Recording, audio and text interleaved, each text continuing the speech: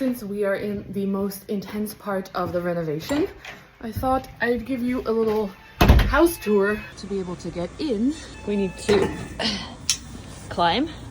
Luckily I'm stretchy. Climb again. Then, this is currently the living room. This is their workspace. Workspace. We have a temporary door here.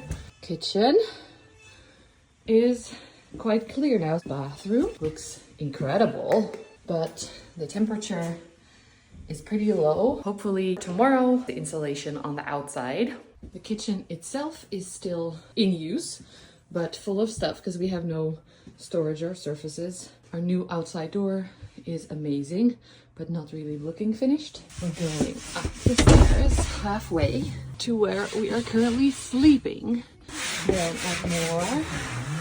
This is where they're currently working. Now let's go to my space.